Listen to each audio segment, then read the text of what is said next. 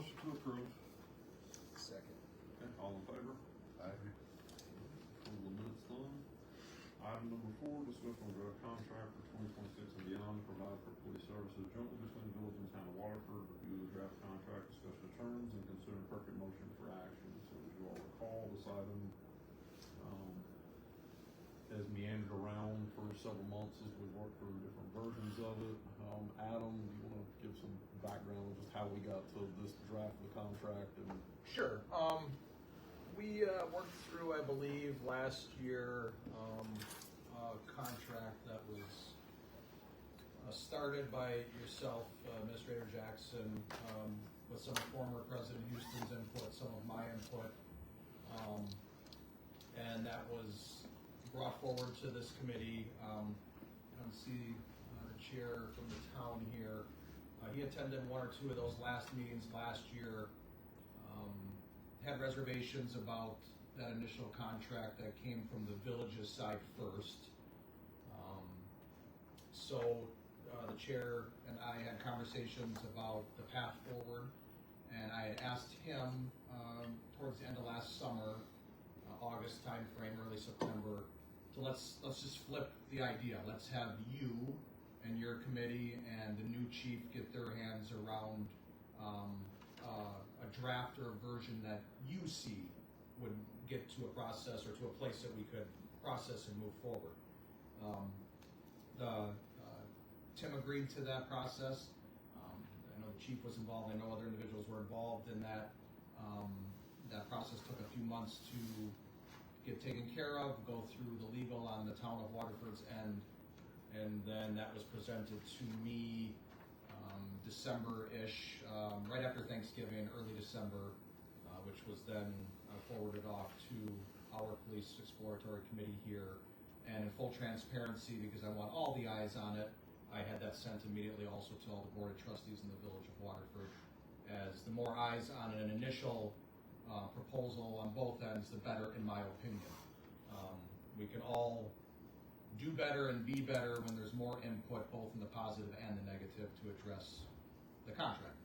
So that has been sent to the board of trustees. I'm very proud of my board of trustees. I got immediate responses from all of them on what they saw and what they felt. That will be shared to this committee when the time is right. I felt that that time was not right, as this committee has to say in the process before this would ever get to either one of the boards. So that is currently where we sit and how we've gotten to today. This is the initial first, I will call it a rough draft contract that was brought forward to us, the village, and the exploratory committee here at the village from the town. okay. So you all will out of your packet kind of draft number 1 of the contract Adam is discussing. There was, I think, some conversation at the town level and a few edits that were made to this. And that was what's handed up to you this morning. I realize it's fully that you haven't had a chance to read that document or prepare for it. I kind of skimmed it quickly. The highlights or changes are made in red. I read through this. I would tell you there's nothing in here that is absolutely horrible or ground shattering, in my opinion, in terms of how this thing might move forward. There are a couple of items that I've highlighted that I think should be discussed, and what ramifications may come, well-intended or otherwise over time. This thing is going to grow and take on a life on its own based on how this is set up. And what you're really moving forward with is a situation where you will have an independent entity with alternate powers under Wisconsin statutes, and the village board will say about it, and the town board won't have a lot to say about it, which can be a really good thing. It can also be a really bad thing, depending upon who you get and how reflexive that commission is to the will of both boards. In particular, with funding creep. So the first item I would ask you guys to take a look at is on section 3, budget and finance, item number 2, reserve fund.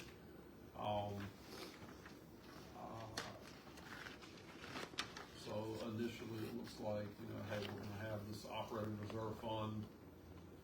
probably, that makes sense, no issue with that. It says not to exceed 2 months of operating expenses, that was struck. So the question is, how big of a war chest do you want them to retain over time? My advice to you would be, you should put a restriction on it that says something to the effect of you can hold a reserve fund of X, and anything that's over X should be remitted back to the communities. I just don't think it should have been struck out. The other one, I don't know if you all ever had a chance to watch the movie RoboCop, but RoboCop was a movie that, from an economic standpoint, was about policing for profit. And you can find yourself in a situation. I've managed a community in the past with 1,200 residents. They issue $250,000 a year in citations. Second poorest community in the state of Virginia, where the police have and the commission have a perverse incentive to issue citations because it supports pay raises and supports additional staffing and supports additional equipment. And so, what's the name of the community here in Wisconsin that has the T-shirt that says "Just a Ticket"? Rosendale. Thank you, Rosendale. I've got 3 there just for record. That would be an example of a community that When I went to school in Oshkosh, not recently. the citation revenue largely funds the police department and funds the courts. And again, that's a really great local example in Wisconsin. In Virginia, it was Exploratory, Virginia, of why this clause may present some challenges. So my recommendation would be that any citation revenue that's generated be returned back to the respective municipalities to remove that perverse incentive, and then the municipalities can make a decision about funding each and every subsequent year. Money's got to go somewhere, right? You just don't want to have it so that somebody gets the bright idea that, no, let's go issue lots of tickets to everybody because we need whatever. 4-point cost sharing. Today this is kind of favors the town over time. I'm sorry, today it favors the village. Over time it may favor the town. There's no metric for assessed value here. So the town has much more assessed value that the police department is charged with protecting as opposed to the village. It doesn't look at calls for service in a more substantial way. So just based on the population of participating municipalities, right? That's it. Yeah. So this was written very much so to mirror ones that were already there. Sure. Obviously, this is just a starting discussion point. Absolutely. So the 3 main metrics that are often used are equalized value, population, calls for service. Yep. So that's kind of what I wanted to initially get in here, just the metrics that were used in the contract that was very much used to build this. Yep. But those were the discussions, and any 3 of those metrics or a combination of the 3. Locally, I know that in Sturtevant and Mount Pleasant combined their fire departments into South Shore. They use those 3 metrics, each in a third, and it's over a certain period of time. So Right. Those are all things we could do or could be done. Yeah, I think something like that makes sense just because you've got really a diverse community here. The last one is I have a question out to our insurer. We're waiting for a response back to them, and that's on section F, fiscal agent. So it reads like the commission gets to select fiscal agent, or Waterford Police Commission is acting as fiscal agent. So I don't know that the village has the legal ability to delegate that duty based on contract. So I'll give an answer back to you guys on that one, as to whether or not that even can be. What I think is going to come back is the village is going to have to be fiscal agent, and the officers are going to have to be on village insurance. There's something called a non-adverse selection clause in the insurance contract that the village has under its union agreements. And if the union comes back and says, yeah, you're reading this correctly, you can't just decide to not have those officers on your books, then they're going to have them on our books. Or this won't work, or the village needs to find like $300,000 to move its employees to some other insurer. And those would be the options under discussion. You're reading what I am.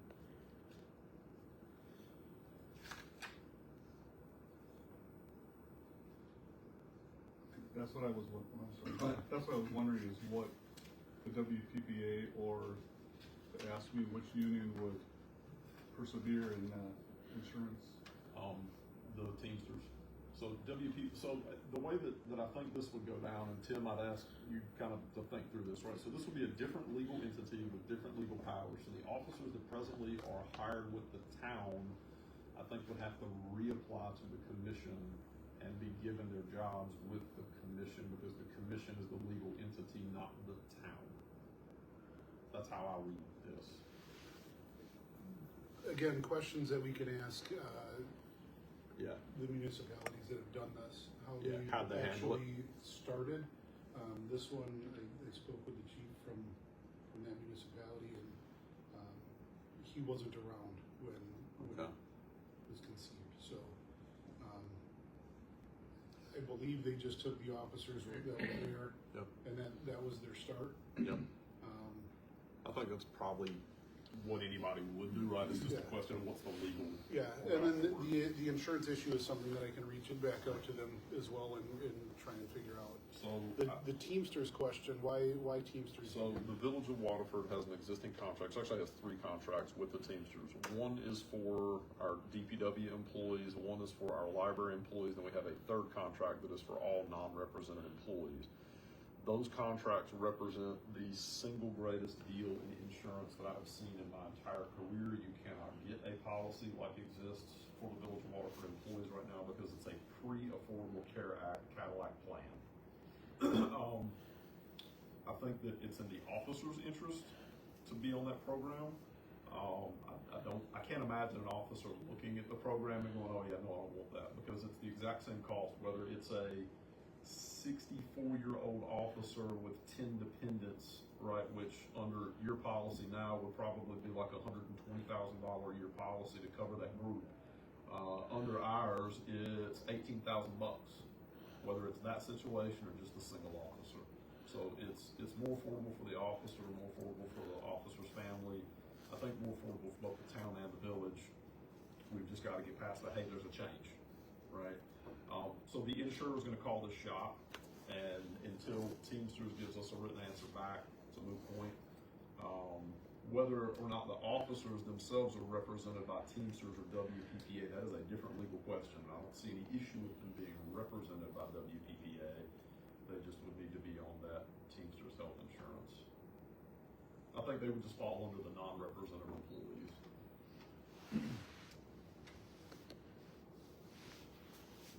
The question I have with that is why would they have to be under that insurance? So that If you're- contract, yeah. The contract, right? But currently you contract with the town for Yep. police services. Yep. And the town is under their own insurance. So the town is a separate legal entity, separate governing body. This contract reads like our library board. So the library board is technically a separate legal entity, but it is a wholly or partially owned creature of the village. So I think this gets treated exactly like the library from a legal standpoint, in that they just are going to need to be employees of. So it's, again, there's a clause in that contract that's called a non-adverse selection clause. Every 2 years we go through an audit, and they look at who's handling your sanitation services, who's handling your police services. We need staffing data for your police services, and we consistently say they are independent contractors. And they go, we don't care. We, through our contract, have a right to get your contracts and read through those documents as well. So what they're looking for is to find any moment over that 2-year window that the village board made a decision where an employee should have been an employee of the village, but instead changed it to some other status.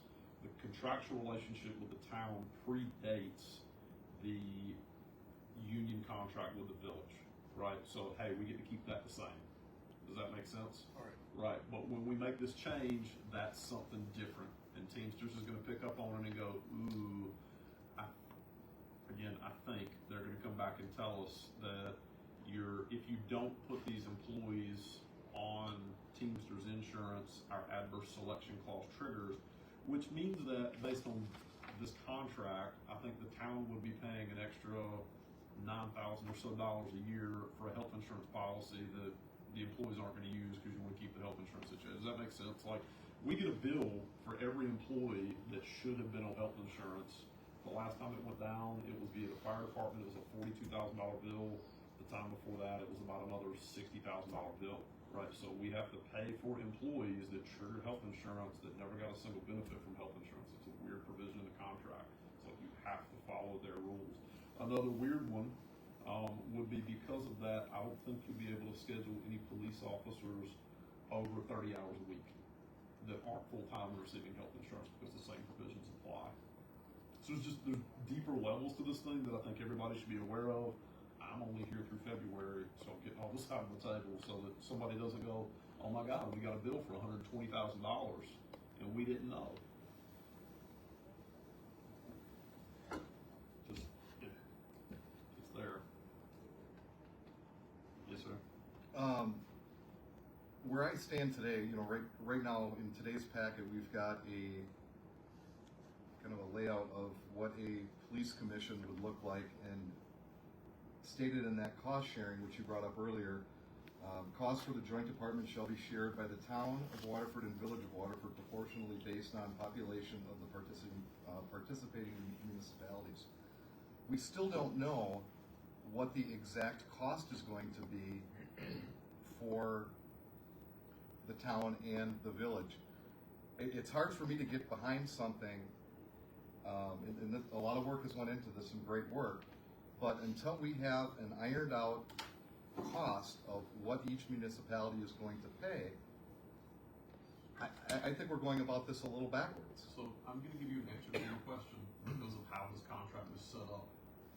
The village of Waterford has already decided that it is going to fund $225,000 a year for local police services. In addition to that, the board will have the ability to fund another $42,300 a year in supplemental duties if it chose to do so.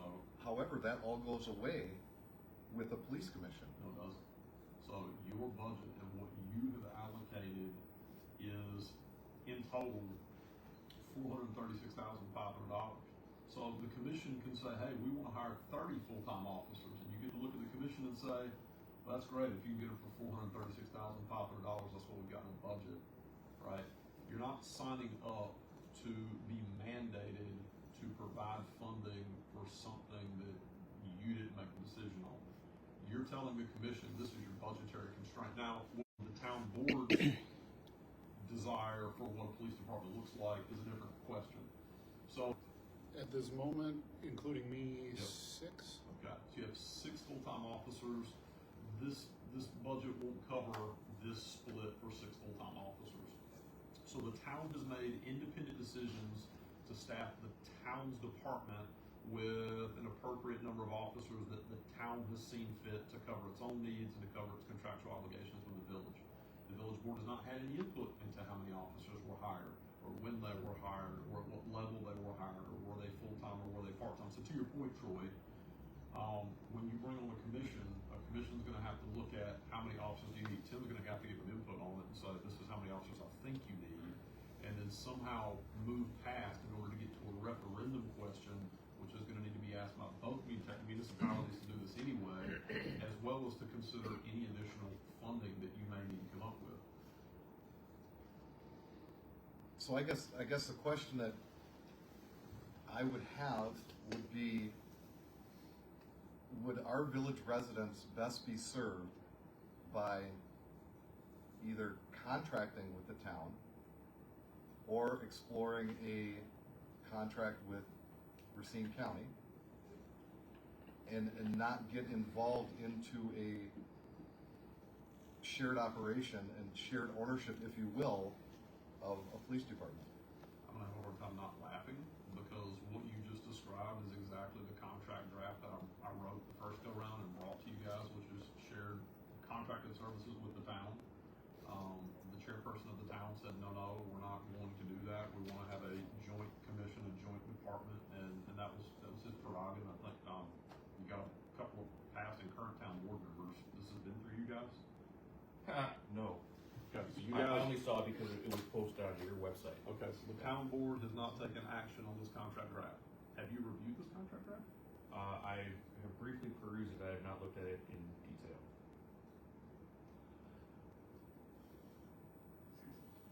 Eddie Olander's not here. Doug, are you on that committee? Okay, is the committee within the town review this contract? I Saw the latest copy yesterday. Did you, hold on, so the town police committee has not met, has not reviewed the contract, has not determined that it wants to move forward with this contract? Not officially, no. Okay, where'd this contract come from? That was my question at the town board meeting on Monday. Okay. That there have been no public meetings on this. Cool, I'm in a different place than I thought we were right now. Let's just scale her back a second. Sure. Let's not get in panic mode here about where documents arrive from. I gave you the 30,000 foot explanation of how we got to this document. I can only relate what the town chair shares to me. He shared to me via email that there was a meeting on Monday. Police Exploratory Committee for you guys on Monday, is that accurate? It wasn't noticed if it was. Okay, let me pull up the email. Let's do that. So I can only relay the information, is what I can do. And that's exactly what I did. And that is exactly why I shared on our end that not only did this board, this committee, get that document as quickly as I received it, so did the trustees, because it is important that everybody in local governance has their eyes on everything that they need to make the correct decision. My relationship with the town chair is a healthy relationship. I do not like to hear these things that are not accurate, or are accurate. That is what I know. Let me pull this up. You guys continue on until I pull this up. I only have 3,000 emails every morning. So to that point, before we all panic, I think we should just discuss this at this level. There's plenty to discuss here. It takes a lot of work to get everybody here to do this. So let's not get into this panic mode and just wrap it up. Let's discuss as a committee up there. Troy, you started out in a good spot. You expressed your feelings, very valid feelings. Let's move down the line and see if anybody feels the same. Yeah. If there's other ideas, how you feel about Troy's comments. You're on this committee because you all have very valuable knowledge on different things regarding this. So, What's your gut reaction, Pastor Conrad? What's Troy's comments? Well, I know we had discussed that probably in January of last year when we first called this ad hoc committee together. And so, we were looking at all the options available to us. And then we sent out the survey to the village. It seemed like within the village, at least, many of them looked toward local policing. And my overall perception of it, when I volunteered for it in the first place, before the decision was made to suspend the operations by the town, was that the village and the town would look together at exactly what we're trying to do here, is form a joint police department that would cover both of our municipalities as one community. Again, I understand there are lines, and I took the map home on Monday to try to figure out how the lines work, right? And so for me, the committee, I know that the town has a committee, and I know that Chief has worked with this from the Sauk City, Sauk Prairie, so obviously, especially as a trustee of this municipality, the finances have to be a part of what you look at, right? So I think feasibility-wise, the police committee, I think it's wonderful that you included the trustees because they're a part of this, and it would be good for the trustees on your board to also get a look. I think it's the committees first, though. Absolutely. Before not that the trustees shouldn't be included. That is, And just for, Pastor, just for point of clarification, that's why I stated, I did send it to trustees. Yep. I have feedback. That feedback has not been shared yet because this process.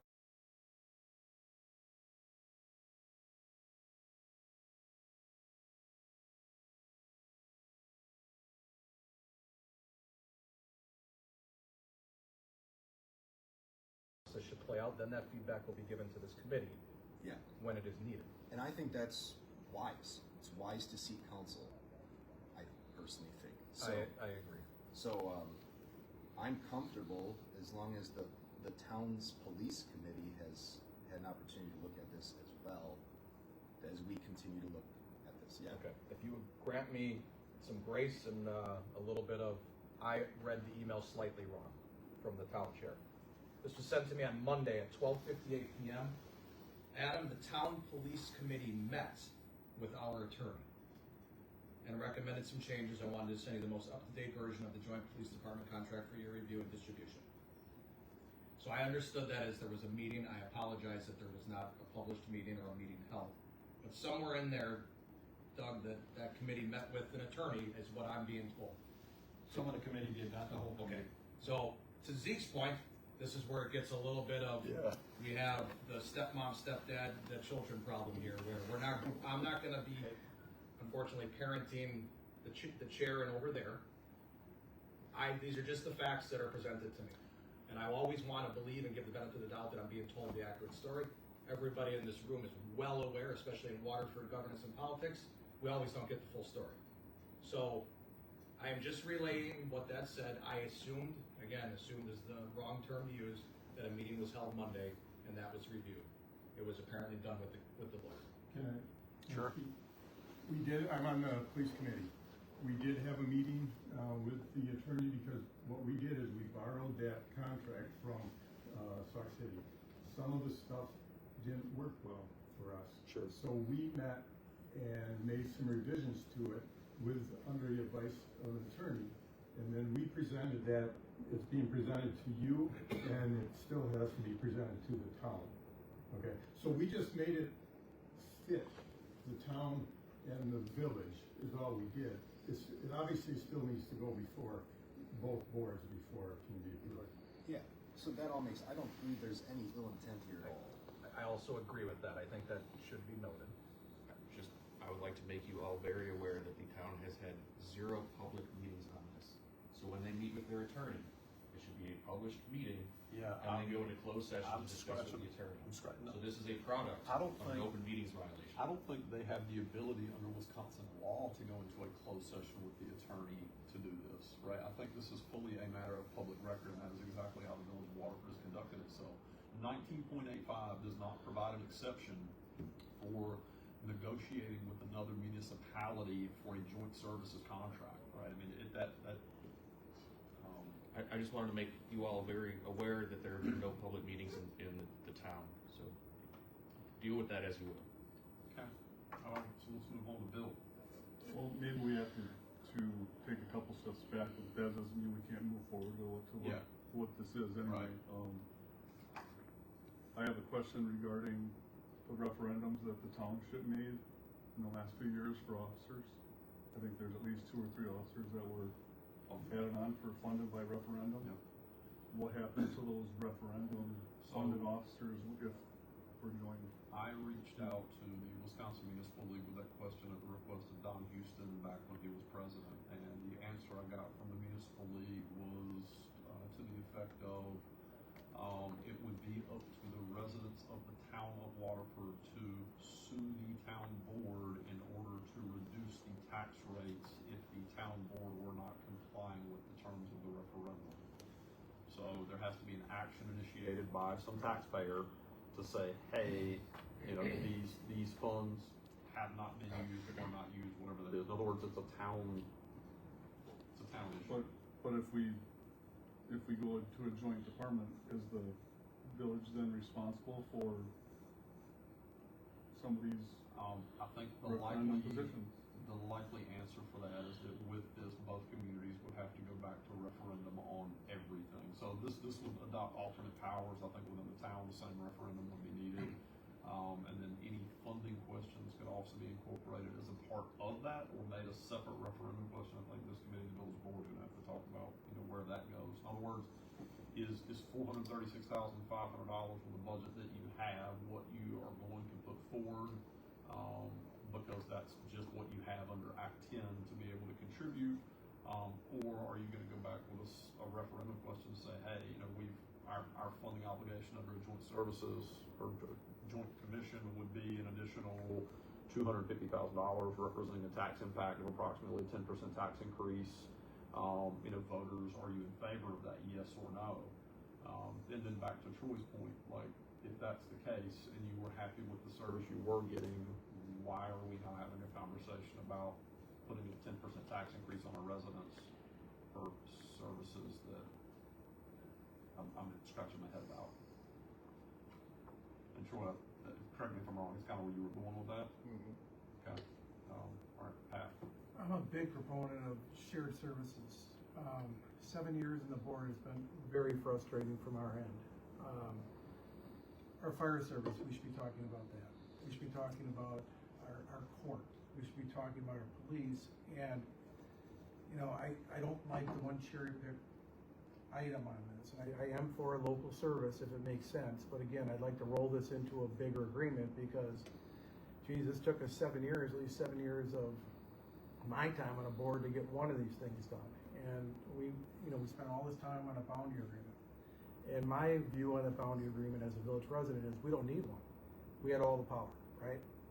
And we did this boundary agreement and all these people volunteered time and effort. We can't even get that up to a vote for the town. The town won't even put that up for a vote. So I love shared services. I'm a proponent of local governance, but we have to wrap this in my opinion, wrap this into a bigger ball because I don't know if I support it right now, if this is it. So that's kind of where I'm at. Pat, are you aware of the legislation going in front of the General Assembly concerning what's sort of a revived version of the urban towns proposal? No. Okay, so approximately 2 years ago, there was a proposal that I believe, and I'm underlining the word believe, Terry Nicolai was involved with at the General Assembly where there was a lobbying effort by the Wisconsin Towns Association to have legislation crafted that defined a new type of municipal entity called an urban town. It went in front of committee. The Wisconsin Municipal League really rallied, I think, every municipality in the state to go against that. And it was shot down out of committee. Things that legislation included at the time would have been that. I'm aware that Bob had something to do with it. Yep. So the town of Waterford would have been able to connect to the village of Waterford's utilities without payment of any impact fees, any flowage calculation, all the stuff you do with the wastewater plant, right? They would have just ran all that waste to the village's pipes. And so, we all sort of testified to that effect. We go, in what world does this make sense? And it died in committee. It's now back in front of the General Assembly with some of the bigger problems that weren't thought through in the legislation stripped out. Among them, essentially, the Wisconsin Municipal League is once again rallying a lobbying effort to get there. And I can't help but think that part of the reason that a boundary agreement conversation may have stalled is that there's legislation pending in front of the General Assembly that would make a boundary agreement need by the town moot.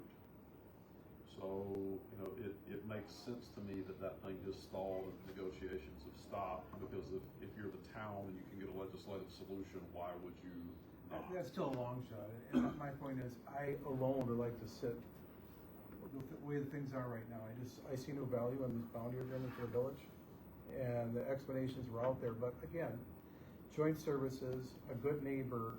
I said, hey, let's go ahead and do this. And I was willing even to vote for it, even though I thought, well, it's good for the greater area, but I think we need more greater area thought in this area because it's getting kind of frustrating when the greater area, it seems to be limited here. And I'm not saying individual board members over there, but it sure seems that step forward seems to be, we're agreeable to it. Let's just say the village is agreeable to move it together on joint services. It does not seem at this time the town is. So that's where I'm at. I'm willing to move ahead, but we need to have a step forward from the town. We need to have some good neighbors. You talk about good neighbors. I'm waiting for that good neighbor to step up. So that's where I'm at. Well, personally, I don't think it makes any sense for us to have any continued meetings on our own. I think putting both committees in a room together and have discussion makes the most sense, so we all know where everybody's head's at. Right now we're having a meeting talking about different things that we have no idea what the mindset of your committee is, and we're kind of spinning our wheels. So, at this point, I would recommend that both boards set a date to get together to have discussion and just figure out where everybody's at. And then we can try to move forward. Sounds a lot like a motion. I will make that motion. I'll second it. Okay, all in favor? Aye. Any other discussion? Motion passes. Any other item to discuss? I have a question on the motion that just passed. Sure. Clarification, that's committee's meeting, or you said board. Committees. Okay, just. At a committee level. Okay, just wanna Yes. verify that So- these two groups first before we bring in. Friendly amendment then to your motion? Yes. Okay, just, I thought you meant that, I just wanted to make sure nobody picked that word out and was like, okay, the boards are getting together before these committees do their We're work. getting the boards passed.